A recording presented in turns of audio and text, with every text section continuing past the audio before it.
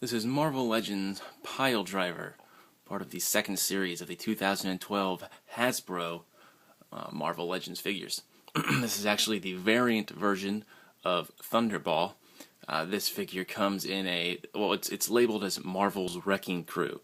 And the regular version would be Thunderball, and then you get him as the variant version. But from what I understand, they're doing the variants a little bit more 50-50 this time around, especially with the figures where it's two completely different characters and coming in the same package.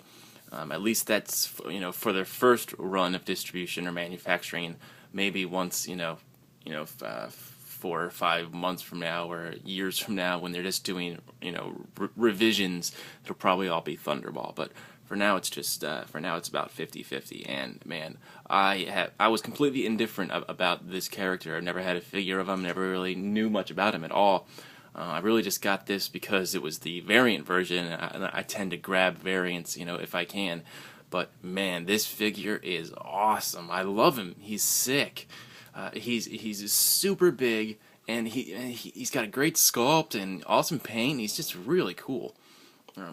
On to him in a minute. Let's look at his packaging first, as always. I really like the new Hasbro Marvel Legends packaging. Really cool artwork and nice. Got a real comic book look to it. I really like that a lot. There's the back. Nice artwork there too. See, there's Thunderball. He's the other one. Only qualm I do have with it is there's not a very good picture of the figure on the box. Just these little ones.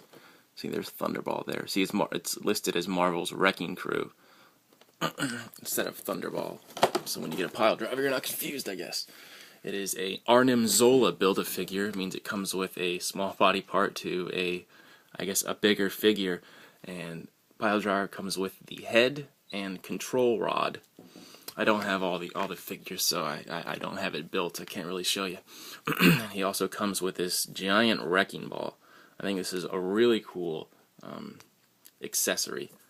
Real nice sculpt detail to it, and a lot of nice paint too. Look at that. Really looks like, it really does look like a huge metal ball. It does have a posed chain. This hanging chain is sculpted in there. It's not an actual chain, so it's always going to be like that. I would have preferred, a real chain with links so he can hold it, maybe put it around his neck or something. But yeah, it's always going to be like this. He can hold it very well. The ball, it's hollow. It's made. I mean, you can hear it. See. So So when you pick it up, it feels really light. It's supposed to be this awesome big gigantic ball, but it's really light. So I wish that they had done a more solid ball, and I wish it had a real chain, not this sculpted chain. But it does fit into his hand very well. But again, because of that sculpt, that's really the only pose you can get out of it. Maybe a couple more, but that's about it. Alright, onto the figure. Like I said, the first thing you notice about this guy is the size. I mean, he is massive. I believe this is the sculpt that was first. I'm not sure if it was first used on Warpath, but this is the same body sculpt as Warpath used in the Toy Biz line. So I do like it, and you can tell it's Warpath because look at all those veins on top of its muscle. Because Warpath doesn't have sleeves, so I guess that's kind of weird. With a shirt or a costume over the skin, and you can still see his veins, but I really don't mind it at all. You really only notice it when you get up close. But I mean, look at that, and he's just got muscles on top of muscles. It's huge. I really like this sculpt. It's really cool. The paint on him is really nice too. His boots are this nice blue color. It's just that one blue in the boot, though. There's not really any shading or toning. And same with the red. That's a pretty glossy finish. Look at the size of those thighs, man. They're gigantic. He's got the blue gloves. That's also a pretty glossy finish. Just the one color blue in there.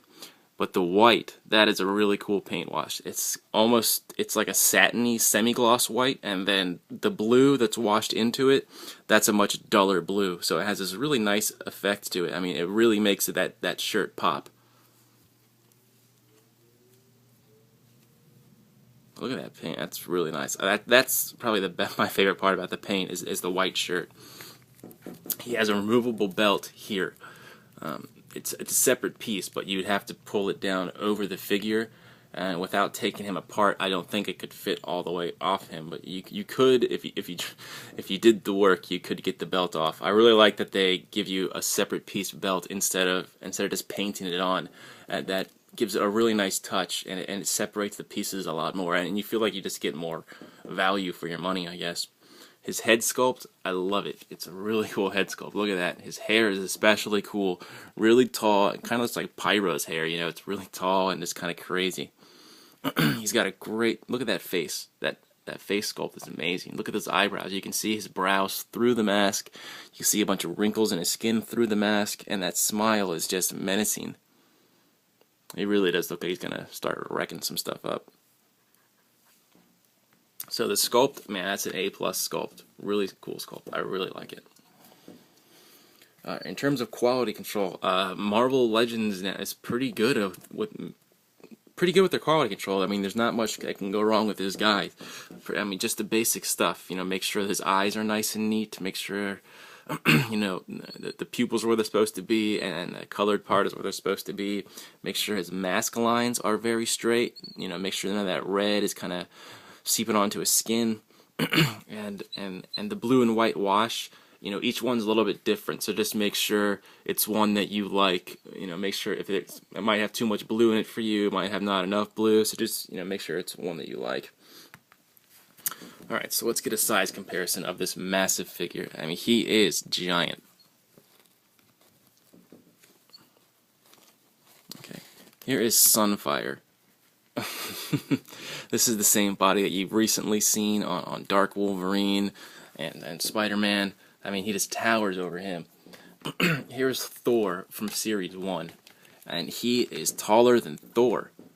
Just a little bit, but he is bigger than Thor, and that's an accomplishment. Alright, let's take a look at his articulation. He's got good articulation. He's got a ball-jointed head. He can look almost straight up. That's nice. He's got ball-jointed shoulders, swivel bicep. That's just a single hinge elbow.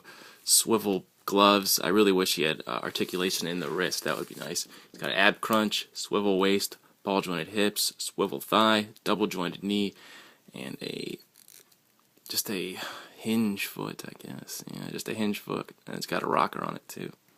Just a little bit of a rocker, and he does have the toe articulation.